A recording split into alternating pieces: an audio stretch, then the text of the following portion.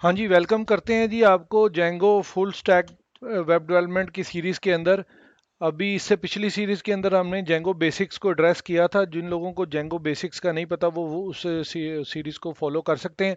और अगर जो लोग बिल्कुल ही बिगनर हैं वेब डेवलपमेंट के अंदर, उन लोगों के लिए एक और सीरीज़ जो सी है एच टी एम एल और C S S front end web development के लिए, वो वहाँ पे मौजूद है, उसको वो रेफ़र कर सकते हैं। अभी हम इस सीरीज़ को आगे लेके चलते हैं और यहाँ से हम थोड़ा सा फास्ट ट्रैक पे चलेंगे, क्योंकि बेसिक्स के लिए हमारे पास अदर सीरीज़ मौजूद हैं। आप उनको ज़रूर फॉलो कर लें अगर आपको ज़रूरत है तो यहाँ से हम स्ट्रेट वे अपने कंप्यूटर में जाते हैं। कंप्यूटर में जाने के बाद यूज़र्स के अंदर जाके आपने जो जो भी रिस्पेक्टिव यूज़र है वहाँ जाएंगे। वहाँ जाने के बाद हमारे पास जेंगो प्रोजेक्ट्स के नाम से जो हमने पहले प्रोजेक्ट्स बनाए थे वो यहाँ पे अवेलेबल हैं। ठीक है, यहाँ पर हम अपना नया प्रोजेक्ट स्टार्ट कर रहे हैं। तो पहले की निस्बत अभी हमारे पास दो तरीके हैं ये प्रोजेक्ट स्टार्ट करने के। एक तरीका तो ये है कि यहाँ पे हम अपना प्रोजेक्ट फोल्डर जो सा है उसको बना दें खुद से। ठीक है, और दूसरा तरीका ये है कि वो प्रोजेक्ट फोल्डर भी जोन सा है वो हम कमांड लाइन से क्रिएट कर दें। तो अब प्रीवियसली हमने कमांड लाइन से क्रिएट किया था, अभी हम ये खुद से अपना यहाँ पे प्रोजेक्ट फोल्डर बना देते हैं। ठीक है, तो यहाँ पे जेंगो प्रोजेक्ट, या एक काम करते हैं, जेंगो वेब एप्लीकेशन। ठीक है, हम straight way Django web application बनाते हैं। ठीक है, और जेंगो भी नहीं लिखना, ऑब्वियस है कि हम जेंगो में ही बना रहे हैं तो वेब एप्लीकेशन बना देते हैं हम यहाँ पे। ठीक है, तो वेब एप्लीकेशन का हमने अपना फोल्डर पहले से ही क्रिएट कर दिया जो एक्चुअली हमारा प्रोजेक्ट का फोल्डर है। तो ये हमें कंफ्यूज करेगा, तो हम वेब प्रोजेक्ट इसका नाम रख देते हैं। ठीक है, और इस पे राइट क्लिक करते हैं और ओपन विद कोड कर देते हैं इसको।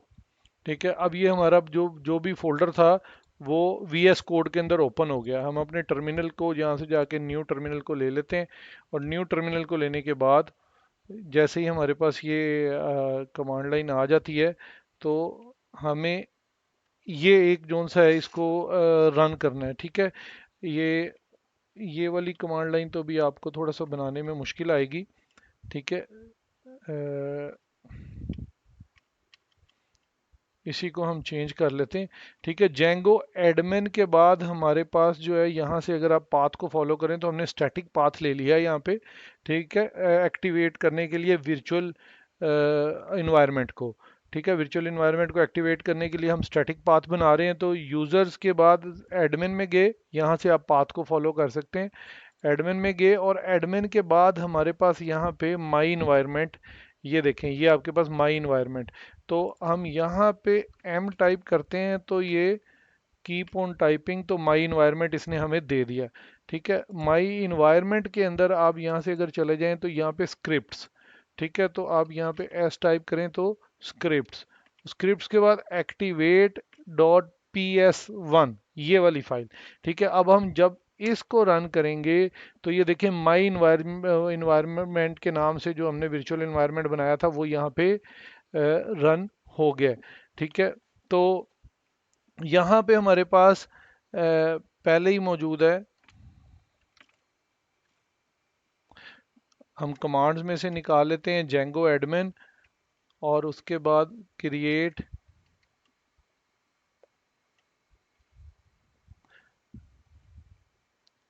स्टार्ट। ठीक है, जेंगो एडमिन स्टार्ट प्रोजेक्ट। और स्टार्ट प्रोजेक्ट के अंदर इस दफ़ा हम क्या करेंगे, इस दफ़ा हम प्रोजेक्ट को प्रोजेक्ट के नाम से स्टार्ट नहीं कर रहे। एक्चुअली में होता ही है कि जब हम प्रोजेक्ट स्टार्ट करते हैं तो वो एक एक्सटर्नल फोल्डर प्रोजेक्ट के नाम से बना देता है, लेकिन हमने वो फोल्डर खुद से क्रिएट कर लिया। तो हम चाहते हैं कि इस फोल्डर के अंदर जो सा है वो एप्स क्रिएट हो जाएं, हमें दोबारा से जो सा प्रोजेक्ट फोल्डर क्रिएट नहीं करना। तो पहली ऐप जो है उसके लिए हम मुख्तलिफ नाम रख सकते हैं। एक तो बेस रख सकते हैं, कोर रख सकते हैं, ठीक है जी, कोर रख सकते हैं, उसके बाद सिस्टम भी रख सकते हैं, रूट भी रख सकते हैं। लेकिन सिस्टम और रूट हो सकता है कि कीवर्ड आर्गुमेंट्स जो उनसे हैं वो उसके साथ कंफ्लिक्ट ना कर जाए किसी रिजर्व कीवर्ड के साथ। ठीक है, तो अभी के लिए हम कोर रख लेते हैं या बेस रख लेते हैं। तो कोर जब हम प्रोजेक्ट क्रिएट करेंगे तो इस दफ़ा प्रोजेक्ट के बाद हम एक डॉट डाल देंगे, जिस तरह ये मैं डाल रहा हूँ। तो डॉट डालने से वो क्या करेगा, वो प्रोजेक्ट का फोल्डर क्रिएट नहीं करेगा, जिस भी लोकेशन में आप ये क्रिएट करेंगे वहां पे वो इसी फोल्डर के अंदर प्रोजेक्ट फाइल्स क्रिएट कर देगा। तो ये अभी हमने ये ऐसे किया। अगर आप यहाँ से अब आप चले जाएं अपने जेंगो प्रोजेक्ट्स में, ये वेब प्रोजेक्ट हम स्टार्ट करें तो आप ये देख रहे हैं इसने ये दो फाइल्स क्रिएट कर दी हैं, एक manage dot P Y file और एक कोर का फोल्डर। असल में ये जो कोर का फोल्डर है ये डिफ़ॉल्ट एप्लीकेशन है जो कि हमारे प्रोजेक्ट के साथ आती है। जब भी प्रोजेक्ट स्टार्ट करते हैं एक डिफ़ॉल्ट एप्लीकेशन प्रोजेक्ट के सेम नाम से वो क्रिएट हो जाती है। ठीक है, तो इस दफ़ा हम नहीं चाहते थे कि प्रोजेक्ट का फोल्डर क्रिएट हो, तो हमने एंड पे डॉट डाल दिया। तो जिस नाम से हमने प्रोजेक्ट क्रिएट किया उसी नाम से एक एप्लीकेशन हमारे पास आ गई है। ठीक है, ये छोटा सा एक ट्रिक है, इससे हम जो उनसे है वो अपनी हिरारकी जो है वो नेमिंग की हिरारकी जो है उसको ज़्यादा अच्छा कर सकते हैं, खूबसूरत कर सकते हैं।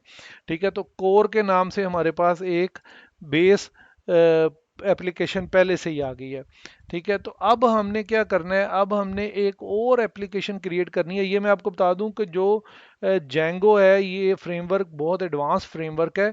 तो ये बहुत सारी यूटिलिटीज़ जो हैं वो अपने साथ ही लेकर आता है। ठीक है, बहुत ज़्यादा नंबर ऑफ यूटिलिटीज़ और फंक्शंस जो सी हैं वो ये अपने साथ फंक्शनलिटीज़ खुद ही लेकर आता है, आपको वो सारा कुछ करना नहीं पड़ता। अदरवाइज अगर हम कोर लैंग्वेज पे किसी पे भी काम करते हैं, ठीक है, फ्रेमवर्क के अलावा, तो हमें बहुत सारी ऐसी चीज़ें हैं जिनको कैटर खुद करना पड़ता है। इसमें सिग्नल्स भी है, मैसेजिंग भी है, सिक्योरिटी के काफ़ी ज़्यादा फीचर्स ऑलरेडी मौजूद हैं। उसके बाद यूज़र मॉडल ऑलरेडी मौजूद है, लॉगिंग ऑलरेडी मौजूद है, और इसके अलावा भी बहुत सारी डेटाबेस जो सी है वो ऑलरेडी इसके अंदर एसक्यूएल लाइट जो सी है डेटाबेस मौजूद है। और जेंगो ओआरएम जो सा है वो बड़ा बड़ा एक ज़बरदस्त फंक्शन है, या आप समझ लें फ्रेमवर्क है, जो कि आपको डेटाबेसिस के साथ ऑपरेट करने में काफ़ी ज़्यादा हेल्पफुल होता है। ठीक है, तो अभी हम क्या करते हैं, अभी हम अपने एक ऐप स्टार्ट करते हैं। तो जब हमारे पास प्रोजेक्ट मौजूद नहीं था तो हमने जेंगो एडमिन को कॉल करके बोला कि स्टार्ट प्रोजेक्ट कर दे। और अगर हम स्टार्ट प्रोजेक्ट के बाद नाम लिखेंगे सीधा तो वो प्रोजेक्ट का फोल्डर भी क्रिएट करेगा और उस फोल्डर के अंदर एक ऐप भी सेम नाम से क्रिएट करेगा। लेकिन अगर हमने प्रोजेक्ट फोल्डर खुद से क्रिएट कर लिया तो हम सिर्फ ऐप क्रिएट करना चाहते हैं प्रोजेक्ट के तौर पे, प्राइमरी ऐप, तो हमें स्टार्ट प्रोजेक्ट लिख के जो भी ऐप नेम है, कोर है, बेस है, या जो भी आप कोई रखना चाहते हैं, सिस्टम है, ठीक है, या रूट है, तो वो लिखना है। और प्रोजेक्ट नेम लिखने के बाद डॉट डाल देना है, तो वो ऐप ही क्रिएट करेगा और एक मैनेज डॉट पी वाई की फाइल क्रिएट करेगा। जब मैनेज डॉट पी वाई की फाइल क्रिएट हो जाती है तो मैनेज डॉट पी वाई वाले फोल्डर के अंदर जहाँ पे ये फाइल पड़ी है, जैसे कि हम अभी जहाँ पे मौजूद हैं इस फोल्डर में, यहाँ पर आपने अपनी कमांड के लिए next manage dot P Y को कॉल करना है। तो हम क्या कॉल कर रहे हैं, Python manage dot P Y, और अब हम उसको कह रहे हैं स्टार्ट ऐप। ठीक है, स्टार्ट ऐप में जाके हम इसको कहते हैं एक यूज़र मैनेजर के नाम से एक ऐप क्रिएट कर दो। ठीक है, तो जब भी आप किसी भी एप्लीकेशन की बात करते हैं तो सबसे पहले आपको एक लॉगिन सिस्टम जो है वो सिक्योरिटी के लिए देना पड़ता है, क्योंकि एप्लीकेशंस जो हैं ये नॉर्मली सिक्योर होती हैं। जैसे आप देखिए फेसबुक एक एप्लीकेशन है, तो आप फेसबुक पे जाके क्या करते हैं, सबसे पहले लॉगिन करते हैं। ठीक है, ताकि सिस्टम आपको आइडेंटिफाई कर ले और जो भी आपके अकॉर्डिंगली सिस्टम ने रिस्पॉन्स करना है वो आपके लॉगिन के अकॉर्डिंगली सिस्टम रिस्पॉन्स करे। इसी तरह आप जितनी भी ऐप्स हैं, बैंकिंग ऐप्स हैं, ठीक है, और उसके अलावा भी जितनी ऐप्स आप यूज़ कर रहे हैं, मोस्टली ऐप जो हैं वो लॉगिन सिक्योर होती हैं।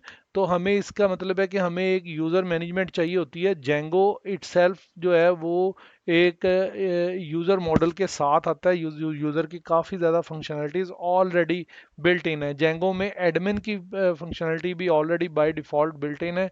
ठीक है, वो एडमिन का एक पूरा जो सेटअप है वो जेंगो अपने साथ लेकर आता है।